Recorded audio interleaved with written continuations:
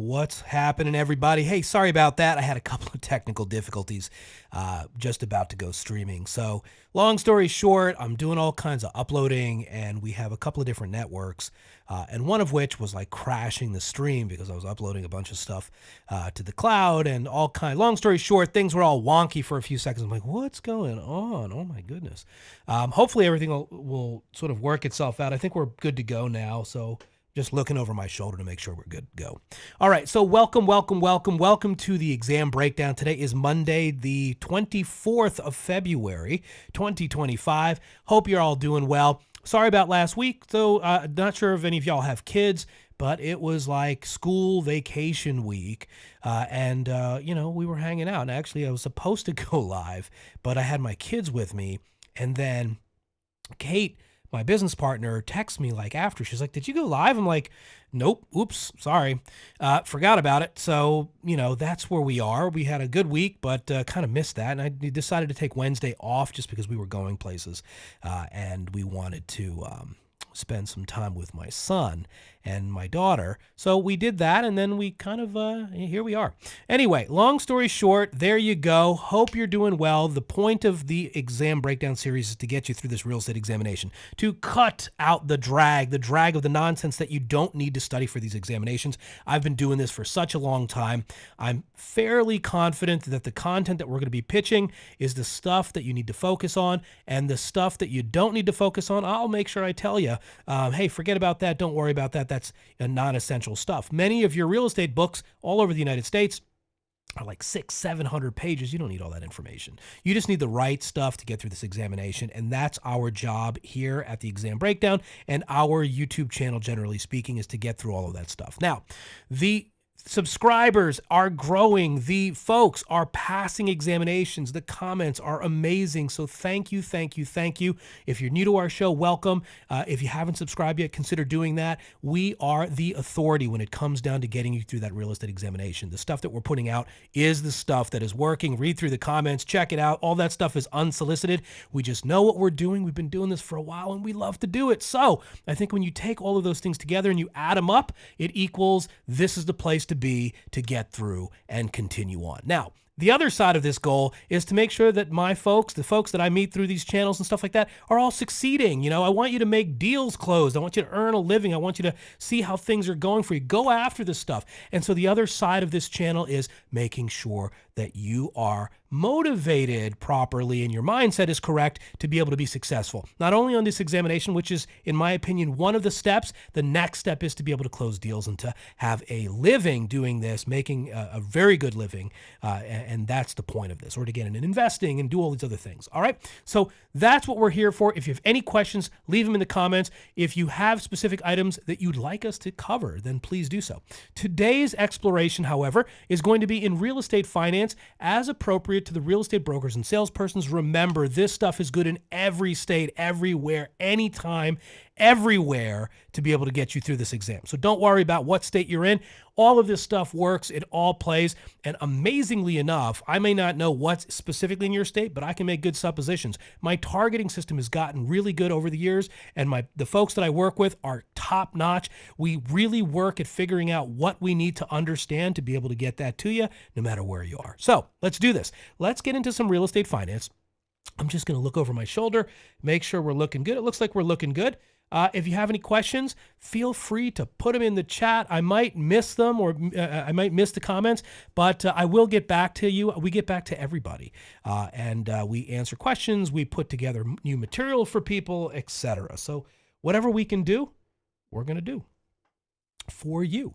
All right, let's do this. So real estate finance, I'm just going to kind of go through a couple of things here to get you into it. Even though real estate agents are not responsible for securing financing, understanding real estate finance is crucial for several reasons. Number one, you're guiding clients through the process. You can help educate them as to what to expect.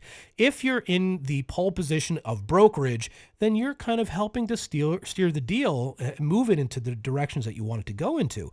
And closing is where you have this integral relationship with the real estate, the mortgage professionals in the industry. And you're kind of working with them in title companies to be able to get this thing closed. So guiding them through the process.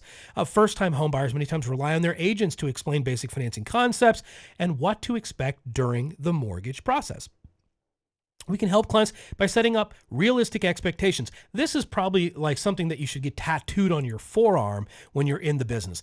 Unrealistic expectations are plentiful. We will see all kinds of unrealistic expectations when it comes down to it. And being able to be finance literate will help you be able to dictate things regardless of the market and what's going on in interest rates and all of these other things. There's all kinds of variables, and so you kind of understand where things are at and sort of how the process goes and how deal flow works. And in your particular jurisdiction, you're going to be good to go. So it helps clients with setting realistic expectations, educating sellers about buyer financing. So if you're representing sellers on sales, understanding the trends of what's going on in your particular market is going to be very beneficial to a seller to understand what could be going on, what their time horizon is to sell a property, how long is it taking to close transactions. You know, a seller might be looking to close in 30 days, but the realistic closing time for most mortgage professionals in that area, because of bottlenecking and whatever else, high refi activities, especially if rates tend to come lower, you're going to see maybe 35, 40 days, 45 days to close. So setting up realistic expectations for sellers is another fundamental. Now, how would this work on an exam? It could just say all of the following are items that real estate brokers should understand about financing, except kind of things. And you're not giving them or telling them what to do or what type of mortgages to take. You're just generally guiding them through the process. All right.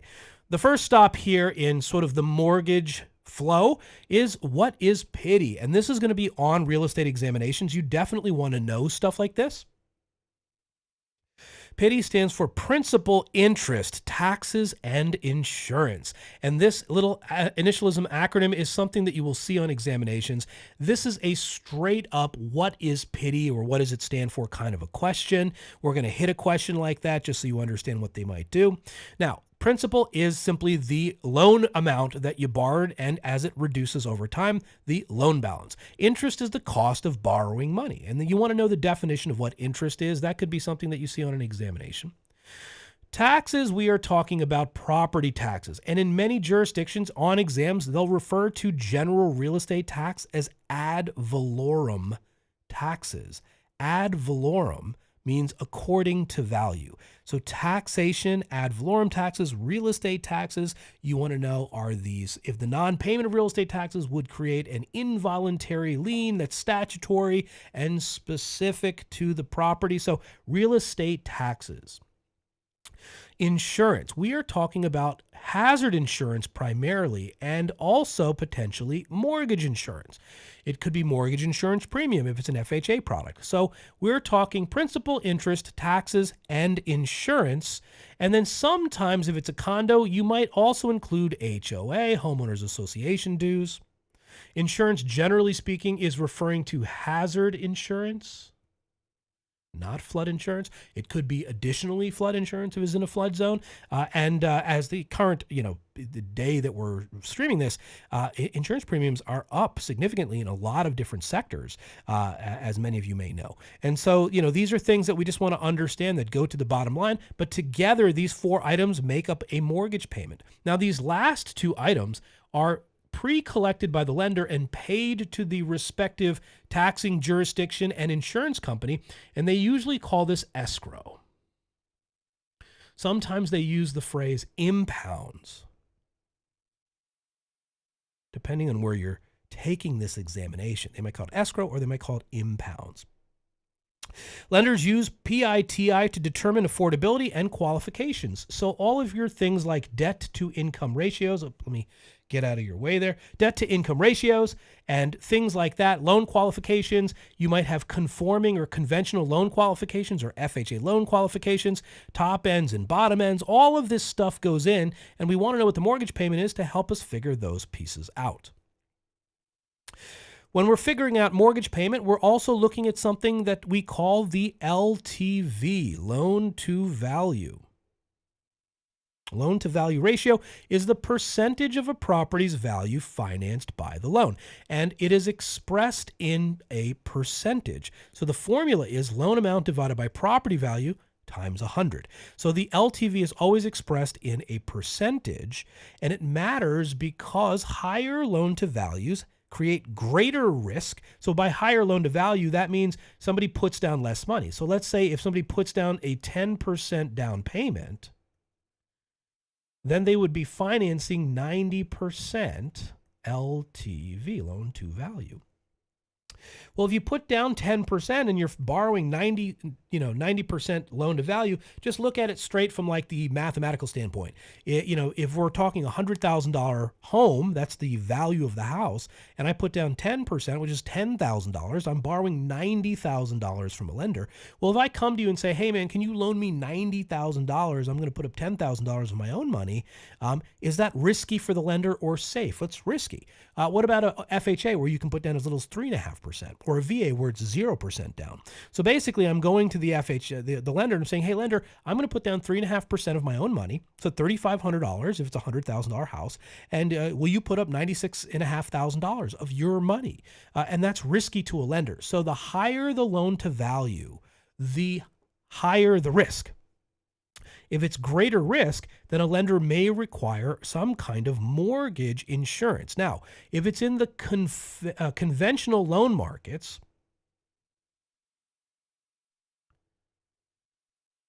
versus the government loan markets.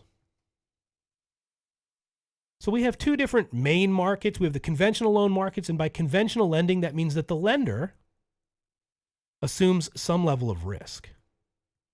I mean, they assume some level of risk no matter where they are. But the government sector is government sector or public risk. Okay, so we have public risk and we have private risk. And in the conventional loan markets, we have something known as PMI, private mortgage insurance, PMI. And in the government sector for FHA, for example, we have a mortgage insurance called MIP. MIP. So this is similar but different than PMI. MIP stands for mortgage insurance premium, and PMI stands for private mortgage insurance. Remember, private mortgage insurance is in the conventional loan markets, and then MIP is for FHA guaranteed loans. All the FHA is, by the way, is just a big old insurance company that guarantees risk against default for the lender. And again, going back to that idea, hey, lender, can I borrow $96,500 from you? Well, the lender's like, that's a lot of risk. And then what the FHA basically says is, hey, lender, let them put 3.5% down. Let them being the consumer base. And if they default, then we will guarantee you 100% against losses because we're an insurance company in the public sector. So FHA insures lenders that a borrower putting down a lower down payment because the cost of living is so expensive that the down payments are shrinking. Income is, not growing at the same pace as values are in many areas, right? So like we have these issues with, big economic housing market pictures. And when you're looking at it from that standpoint, okay, the consumer may not be able to put up 20%. But in the conventional loan markets, if you put 20% down minimum, well, you don't have to get PMI. In the government sector, you can put down 3.5% and you still have to get mortgage insurance premium. Even if you put down 20% in an FHA loan, you still have to pay mortgage insurance premium. So there is no way around that if you're in the government sector. But if you are in the conventional loan markets and you have 20%, then that's where you want to go. Now, the lower the LTV, the lower the risk, and the better the loan terms are typically for the borrower. Simple question here. What does PITI stand for? Letter A, principal, interest, taxes, and interest. Principal, insurance, taxes, and interest. Letter B, property, interest, title, and insurance. Letter C, principal, income, taxes, and investments.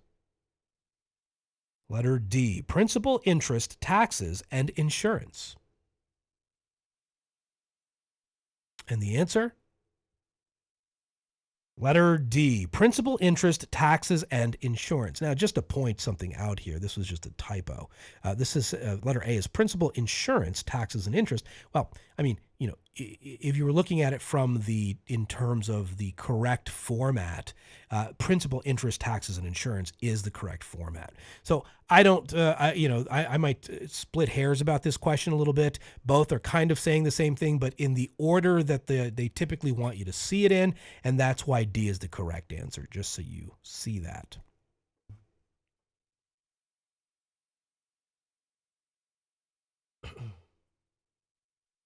Okay. The next thing here is private mortgage insurance, or PMI. And so remember, we see this in the conventional loan markets.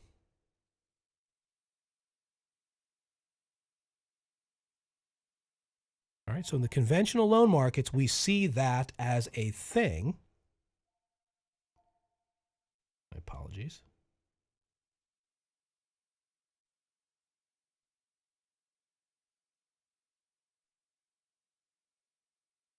Now, PMI is insurance that protects the lender if the borrower defaults in the private sector. So these private lenders have these mortgage insurance products, and that's called PMI.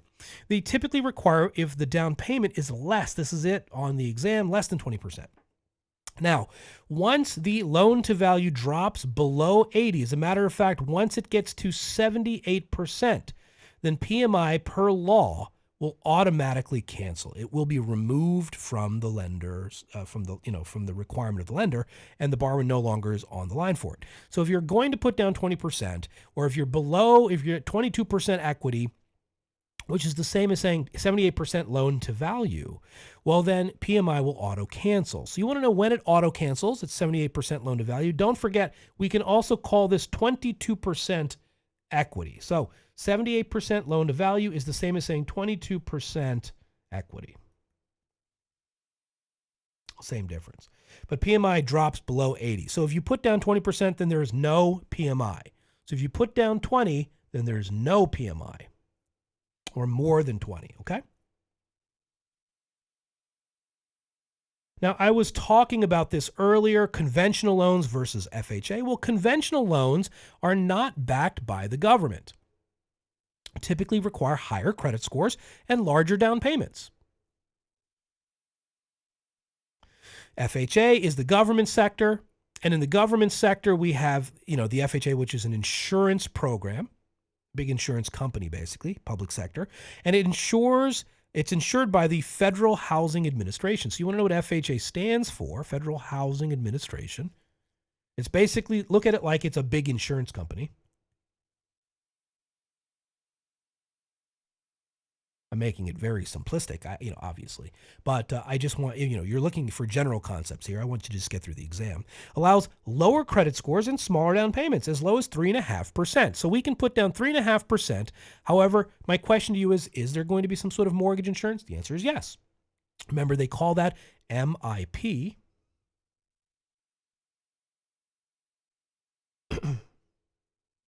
FHA loans have mortgage insurance premiums for the life of the loan unless refinance.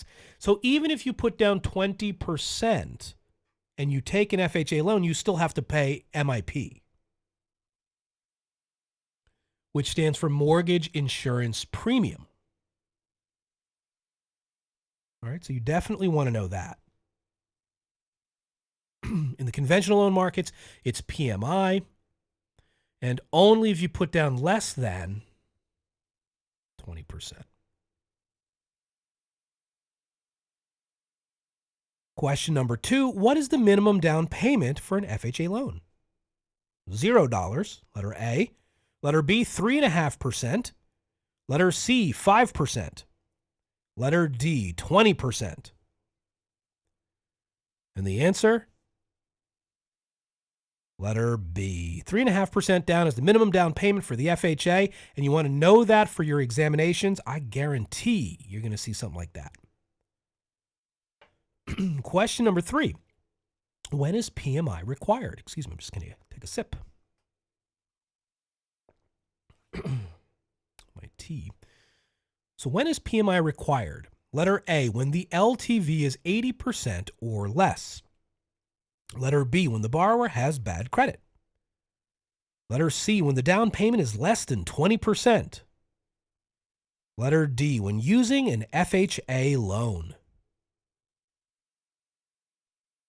And the answer? Letter C, when the down payment is less than 20%. So PMI is required when the down payment is less than 20%. And PMI auto cancels when we get to 22% equity or 78% loan to value. Remember that as well. Now, moving forward, you need to know the difference between a fixed rate mortgage and an adjustable rate mortgage, or ARM, and just a couple of the attributes or the distinctions. Fixed rate mortgages, the interest rate obviously stays the same over the life of the loan. It is very predictable, and many times you see exam questions on this. I'm going to write exam. So they want you to know that the big difference between an ARM and a fixed rate is the predictability. The unpredictability, as a matter of fact, is a risk feature that you see with adjustable rate mortgages.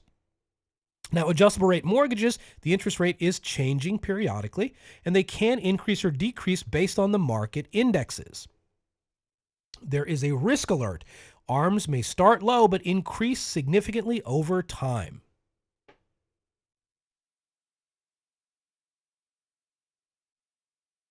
So you definitely want to know that.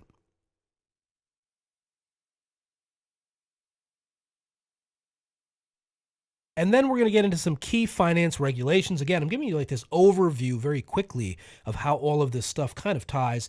Again, it's the idea of kind of focusing on the important things only versus sifting through everything. Some key finance regulations, and we have gone over some of these over the weeks. RESPA, TILA, and TRID for sure. You're going to see little bits about each of these. So 2 consumer protection laws. One is RESPA, the Real Estate Settlement Procedures Act. It requires loan disclosures to home buyers under certain conditions. The main thing that RESPA does is it prohibits kickbacks in real estate transactions, unearned fees. So an example of a kickback would be you're a real estate broker, soon to be a real estate salesperson. A mortgage professional says, hey, if you give me a referral for your buyers and I help finance them, I'll give you $500 every time that happens. And that's an unearned kickback.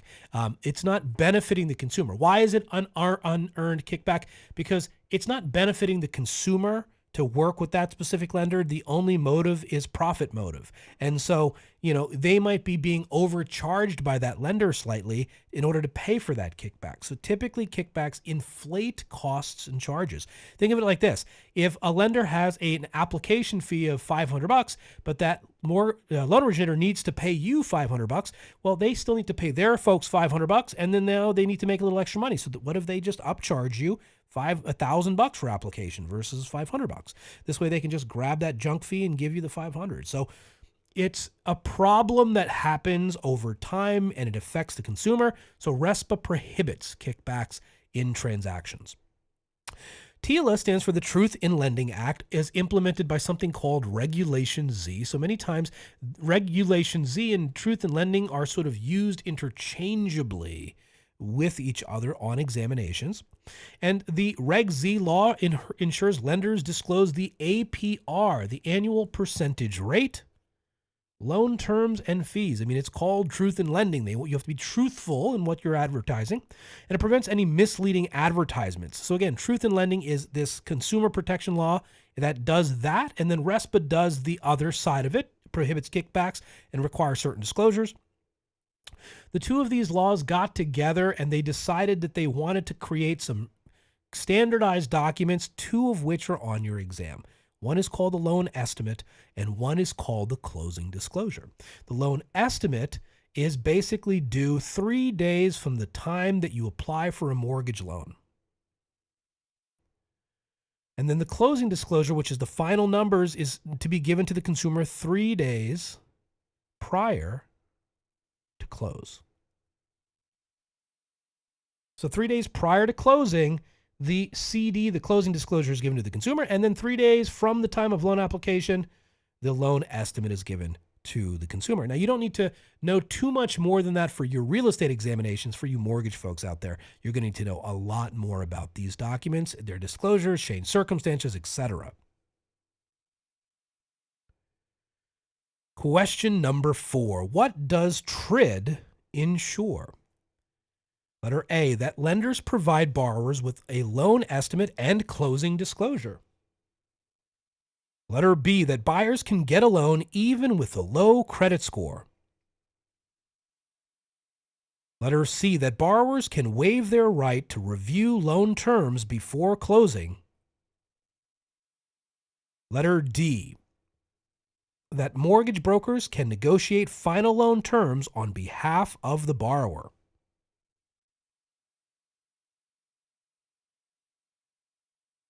And the answer? Letter A, that lenders provide borrowers with the loan estimate and closing disclosure. All right, so that's TRID, and you want to know a little bit about the TRID rule. We just went through it. And then to kind of wrap up our discussion here on some of the fundamentals of finance you need to know for your exam is what are some risky loan features? Now, these are some items that they tend to question. All of the following are risky loan features except those kinds of questions. And so you want to know a little working list of this. There's really like 3 or 4 of these that you just want to know, and here's 3 of them. Number 1, these are things considered to be risky loan features. Risky loan features like a balloon payment, which is a large lump sum due at the end of the mortgage. And we see these with partially amortized loans.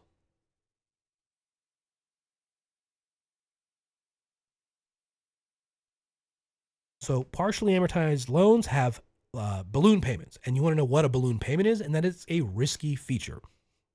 Prepayment penalties, paying fees for penalties for early repayment of a loan, and these are outlawed and prohibited in many, many states, and in some instances for certain products on the federal level. So you just want to know that a risky feature would be a prepayment penalty. And then negative amortization, when the loan balance increases over time. You see, most transactions, partial amortizing loans and full amortizing loans, the principal reduces over time. The interest is being at least paid. On negatively amortizing loans, what's ending up happening is that the loan balance increases because you're paying less than the interest owed on the loan. So you owe more than when you started. And that's what negative amortization is. And that's another risky feature. Now, why does all this matter? Risky features can create financial strains for borrowers. Many borrowers cannot afford lump sums of a balloon payment when it is due, or the increase in interest rate for an ARM, forcing them to refinance or sell unexpectedly. And the final question here.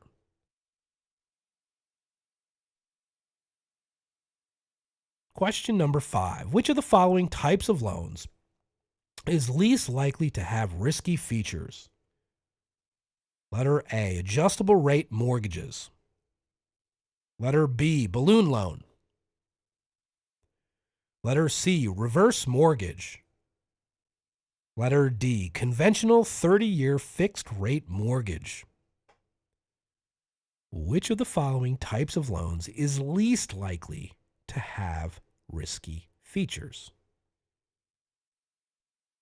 And the answer is letter D. All day long, the safest loan on this question here is D, the conventional 30-year fixed rate mortgage. Now, they actually call this a traditional mortgage. This is what it is, a 30-year fixed rate fully amortizing loan. So you want to know that that's the safest loan, and this is how many times they bring a question like this. They just want you to know that all of the following are risky except this, or all of the following would be risky loan features except full amortizing, completely knowing, fixed rate loans. So you just want to know the difference between risky and safe is a 30-year fixed rate mortgage. All right. So that, my friends, is a little bit of finance to get you there. A couple of the other things that you may want to know about when it comes down to it. What is a mortgage? A couple of different covenants inside of a mortgage, like acceleration clause, defeasance clause, alienation clause, those kinds of things you want to know for your exams. You also want to know a little bit about like the mortgage and the note. You want to know what type of lien a mortgage is, lien theory versus title theory, a little bit of calculations. In some states that y'all are in, you're going to have to use an amortization chart to figure out how to do it. We have some videos about that on our channel, so check them out. In some other states, they won't make you do the amortization chart, and you just have to figure out basic interest, like interest only. So that's basically the loan amount times the interest rate divided by 12. And so you're going to have to do a couple of different calculations potentially. Not a lot of stuff there mathematically. As a matter of fact, I wouldn't sweat the math as much as you just know the theory, and you should be good to go. All right, so that concludes our exam breakdown on finance today. Today is the 24th of February, 2025. My name is D. Kumar. Thank you for checking us out. This will be posted immediately after this live stream, so you guys can check it out right after that if there's anything you have. If there's any questions that you have specifically about items, please leave them in the comments. Be happy to get to them. If you haven't subscribed, please consider doing so. There is a ton of information here, and beyond the actual exam, the information that we are disseminating here is stuff that's going to carry you into your career and beyond. I mean, as an investor, all kinds of stuff that we do cover. It may seem that it's exam specific, and the idea is to get you through the exam, but stay with us because you're going to learn a ton of other content about how to be successful as a professional in the real estate sector. If you have any questions, please feel free to reach out. Thank you once again. My team and I absolutely appreciate it. Good luck with your studies. Good luck on your tests. We will see you in the next one. And on Wednesday, we're covering the mortgage examination content for the NMLS folks. So join us on Wednesday as well. Typically, we're doing exam breakdowns around noon, from noon to a little before 1 o'clock, or little, that 45 minutes right in between that 12 to 1 slot on Mondays and Wednesdays. We will see you very soon. Thank you once again. It was a pleasure. I'll see you on Wednesday.